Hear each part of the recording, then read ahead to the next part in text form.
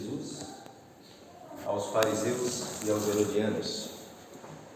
E antes da gente falar sobre essa frase especificamente, eu vou ler aqui o que está no Evangelho segundo o Espiritismo e também o que está lá, que foi colhido lá da Bíblia, né, de Mateus capítulo 22, versículo 15 a 22, e Marcos capítulo 12, versículo 13 a 17, que diz o seguinte: os fariseus, tendo-se retirado, entenderam-se entre si para enredá-lo com as suas próprias palavras. Mandaram então seus discípulos, em companhia dos herodianos, dizer-lhe: Mestre, sabemos que és veraz e que ensinas o caminho de Deus pela verdade, sem levares em conta a quem quer que seja, porque nos homens não considerais as pessoas. Dize-nos, pois, qual a tua opinião sobre isto? É-nos permitido pagar ou deixar de pagar a César o tributo? Jesus, porém, que lhes conhecia a malícia, respondeu: Hipócritas, por que me tentais? Apresentai-me uma das moedas que se dão em pagamento do tributo. E tendo-lhes apresentado um denário, perguntou Jesus: de quem são esta imagem e esta inscrição? De César, responderam eles.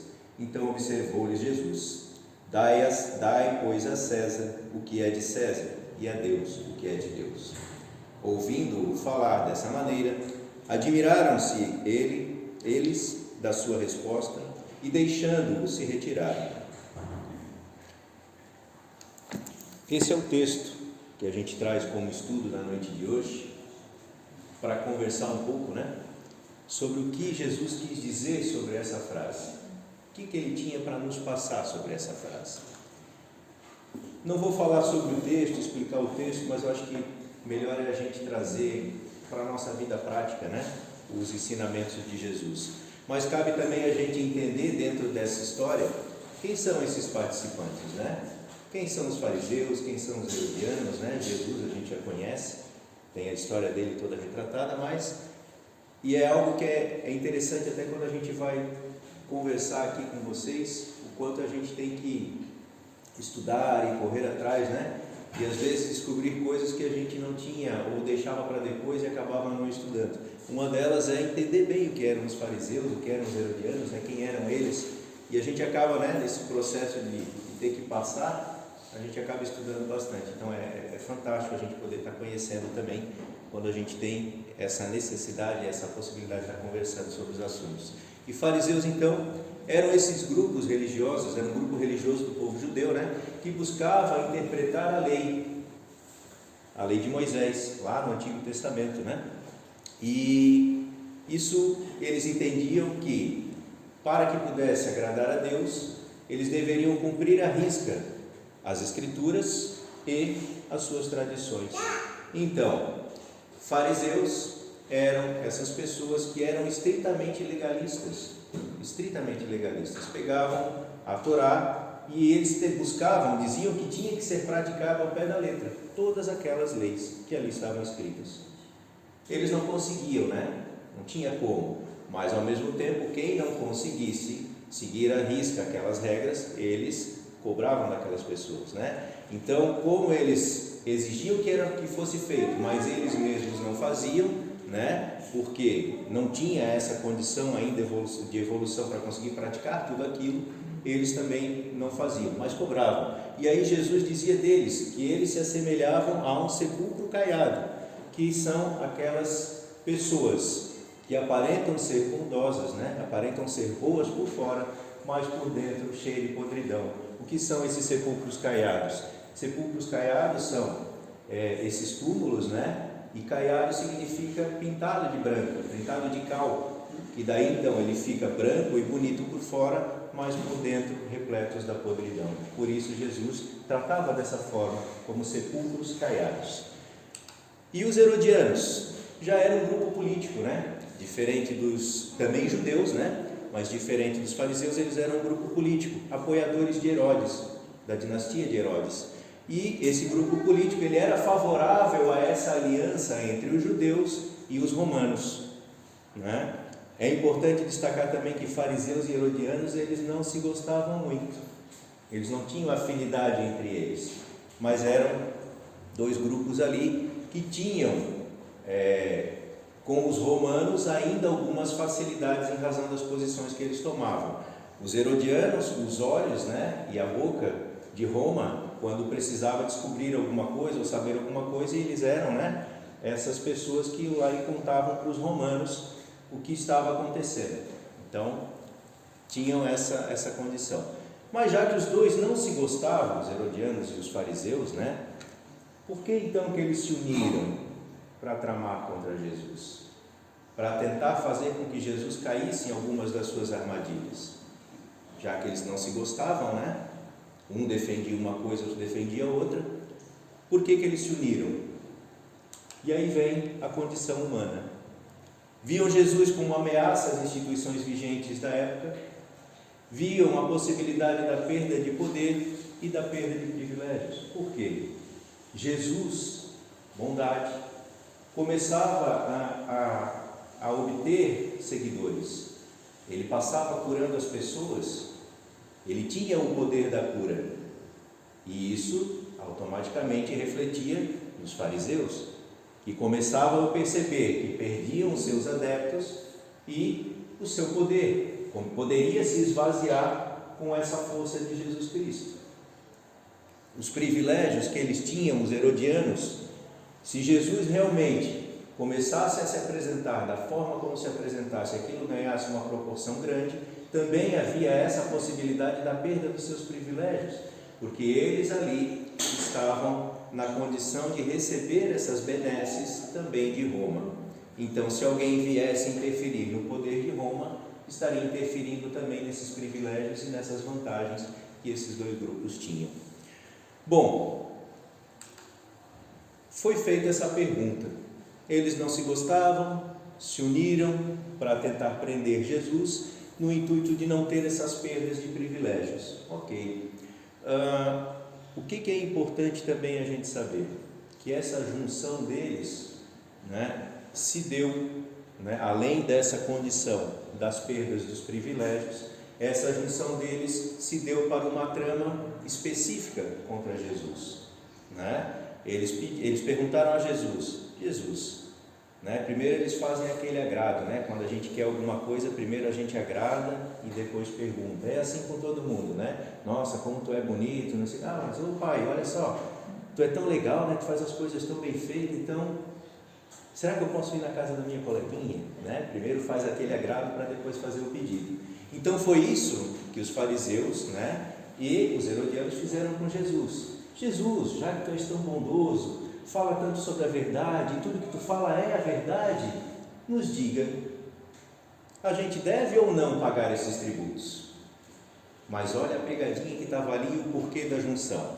Como a gente viu antes, os fariseus dos judeus pregavam a condição de que eles não queriam pagar os tributos, né?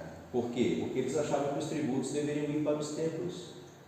Mas, como Roma, ele quando dominava uma determinada população, ele não interferia nas condições daquela população, religião, como administrava, o que fazia, ele não interferia, desde que isso não interferisse na administração de Roma, né? Então, os fariseus tocavam a coisa como tinha que ser, atendendo também às condições de Roma. E os herodianos, eles gostavam porque tinham o privilégio de Roma. Então, os fariseus atendiam as questões dos judeus, né? E os herodianos atendiam as questões de Roma. Aí houve a união. Por quê? Se ele diz assim, não deve pagar os tributos, ele desagradaria aos romanos, aos herodianos. E se ele dissesse que sim, vocês devem pagar os tributos, os fariseus teriam a razão, né? Sim, deveria pagar os tributos, os romanos teriam a razão, e ele estaria desagradando quem? Ao seu povo, aos judeus, e perderia adeptos. Então veja como foi tramada uma situação para que Jesus caísse de uma situação ou de outra.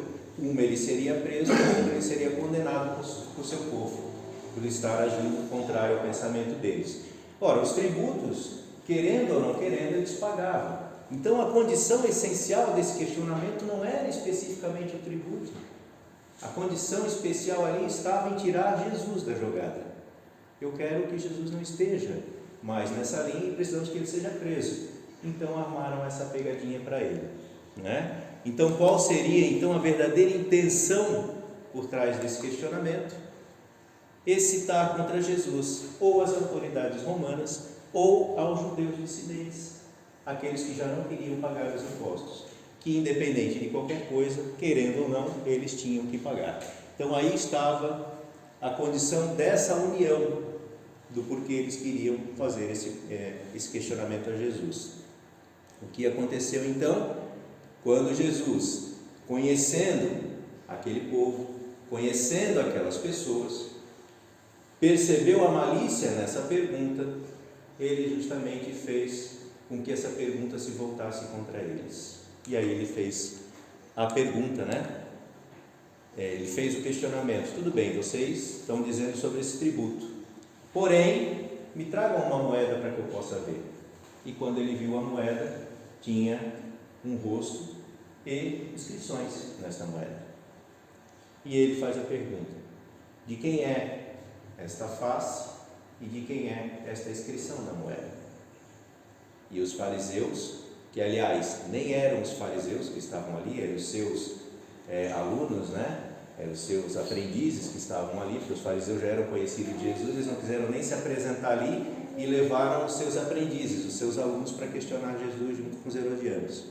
E aí ele pede para apresentar a moeda e ele diz: de quem é essa face e essa inscrição? E eles mesmos dizem, né? É de César. E eles acabaram respondendo a questão por Jesus, fazendo com que Jesus apenas aplicasse a resposta admirável, né? Dai a César então o que é de César e a Deus o que é de Deus. Um resuminho do que está ali para a gente conhecer um pouquinho, né? Para que a gente possa entrar na prática. Como nós entendemos essa verdadeira resposta de Jesus, né? Essa mensagem que Jesus passou: dai a César o que é de César e a Deus o que é de Deus. E eu fiz uma enquetezinha porque eu achei interessante essa pergunta, e eu saí no meu trabalho perguntando para todo mundo: olha só, o que tu entende por essa frase? Dai a César o que é de César. E as pessoas começaram a responder. Perguntei aqui no serviço, no trabalho de hoje à tarde também, para pegar a resposta das pessoas, para ver qual era o entendimento dessa questão: dai a César o que é de César e a Deus o que é de Deus. E eu recebi várias respostas.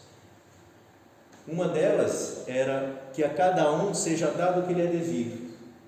Outra, não nos apropriarmos do que não nos pertence. Muitas pessoas chegaram e disseram assim: dai a César o que é de César, é porque se não é meu eu não tenho que pegar, e se eu achei alguma coisa que é de alguém eu tenho que devolver para ela. Está certo? De certa forma sim. Mas também fiz a pergunta: e dai a Deus o que é de Deus? E aí muitos falaram assim, alguns, né? É para dar o dízimo à igreja, é para fazer uma prece de gratidão, é para a gente conseguir rezar mais e se dedicar mais a Jesus. Outros responderam: é a caridade. Como também tiveram pessoas que responderam na primeira questão: dai a César o que é de César, a questão do materialismo, né? E aí diz ali no próprio texto, né? A gente não deve entender isso de um modo restritivo e absoluto, e é bem isso. Se a gente for entender de um modo restritivo e absoluto, a gente realmente olha ali: dai a César o que é de César, ou seja, não é meu, é do César, eu entrego para ele, não pego para mim, porque não é meu. Mas isso é um entendimento restrito, olhando a frase e falando, aquele como se alguém de acertar uma face ofereça a outra, quer dizer que eu devo virar o rosto e dar outra? Não, faça diferente. Se alguém lhe fez o mal, pratique o bem. É o mesmo sentido, interpretativo, não levado ao pé da letra. E aí a gente começa a buscar compreender qual é então a mensagem por trás da resposta de Jesus. E quando ele diz: dai a César o que é de César, ele nos traz a mensagem de desapego ao materialismo. Não nos apeguemos ao materialismo, desapego à matéria. Só que isso não significa abdicar dos nossos compromissos. Não é isso. Ao mesmo tempo que ele diz desapegue da matéria, ele nos traz nessa mensagem que devemos honrar com os nossos compromissos materiais também. O compromisso com o trabalho. Desapegar da matéria não significa eu largar a mão do meu trabalho. Já que eu não tenho que desapegar da matéria, eu não trabalho mais. Meu compromisso com as contas, eu preciso pagar minhas contas, o compromisso com as leis. Eu tenho esses compromissos materiais. Eu tenho a necessidade de cumprir com esses compromissos. E quantas vezes a gente vê o descumprimento disso porque a gente acha que não é devido. O imposto de renda. Quem gosta de pagar imposto de renda? E quantos sonegam e quantos pagam, né? Isso não é cumprir. A sonegação do imposto não é o cumprimento. Isso não é desapego à matéria, muito pelo contrário, é egoísmo porque eu não quero perder o meu dinheiro. Então, é ampla essa resposta quando eu digo dai a César o que é de César. É assumir, Jesus quis dizer, assumam os seus compromissos, pague o tributo, pague o que é devido, cumpra, honra com os seus compromissos, inclusive o compromisso com a família, com a sociedade. Isso é cumprir os seus compromissos e dar a César o que é de César. Então, é o cumprimento dos compromissos materiais. E nela também, quando ele diz, dai a Deus o que é de Deus, ele nos traz o compromisso da questão moral, né? Que devemos proceder para com os outros como queiramos que procedam para conosco. E aí sim, se estende à família, se estende à sociedade, se estende ao nosso trabalho também e a todos os indivíduos de modo geral. Dar a Deus o que é de Deus não é pagar um dízimo, não é pagar uma mensalidade para uma igreja. Dar a Deus o que é de Deus é dedicar aquilo que temos de melhor, a caridade. Caridade moral e caridade material. Principalmente a caridade moral, porque ela é a mais difícil, a mais complexa, porque ela não depende de uns trocados que eu tenho no bolso, um alimento que eu tenho na minha mesa. Ela depende do meu alimento espiritual que eu carrego comigo todos os dias, mas que eu, egoísta, não consigo me desprender esses sentimentos para outra pessoa. A caridade no sentido de olhar, de sorrir, de falar e principalmente a de ouvir, o que é tão difícil ultimamente, né?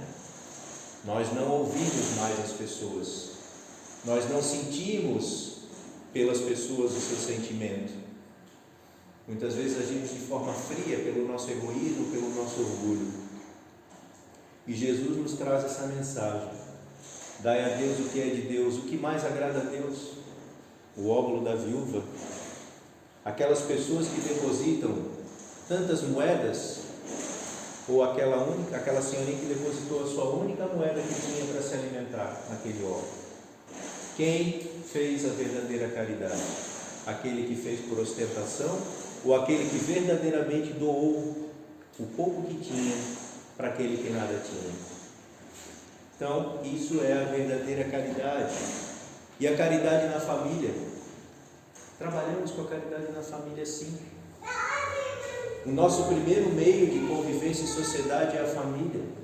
Isso é a prática da caridade. Caridade em família é tão difícil porque os nossos maiores afetos e os nossos maiores desafetos estão ali. Com essa proximidade que a gente precisa, às vezes, tamanhos desafetos, a necessidade de estar numa família para que um pingo desse amor familiar possa respingar nessas pessoas que ali estão, esses desafetos. A responsabilidade com a sociedade, né? A gente viu quantas pessoas nesse momento de pandemia que começaram a praticar a caridade estavam adormecidas e às vezes precisa de um grande evento, de uma grande situação divina que vem buscar essa transformação entre as pessoas. Então esse é o processo. E como é difícil, né? Amar ao próximo como eu me amo. Que dificuldade.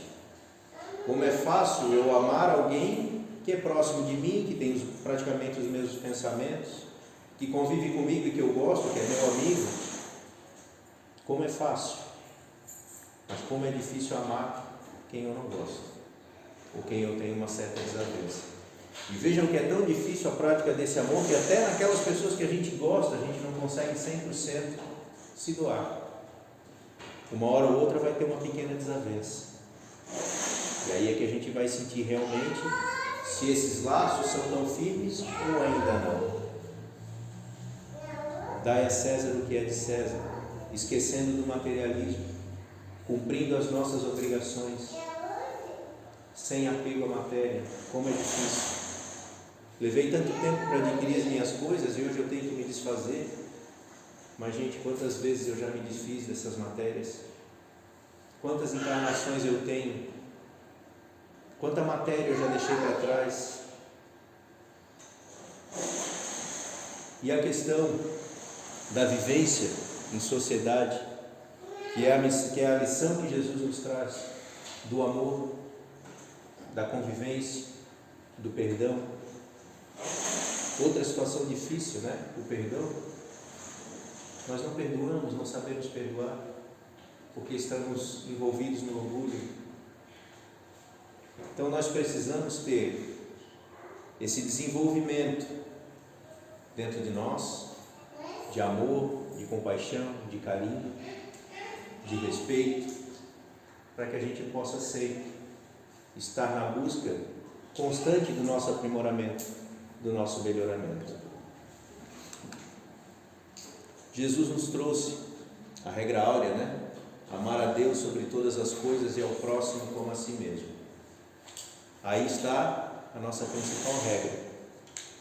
A nossa maior dificuldade, se a gente atendesse apenas a esse regramento de Jesus, nós teríamos toda a sua lei debaixo do braço, em cumprimento. Mas a gente não consegue, porque não amamos o próximo ainda como devemos amar, porque ainda somos egoístas e orgulhosos. E esse amor que a gente precisa desprender para o outro não basta praticar. Prática. E a prática se dá diariamente em todas as situações da nossa vida. No trânsito, é um momento que a gente mais se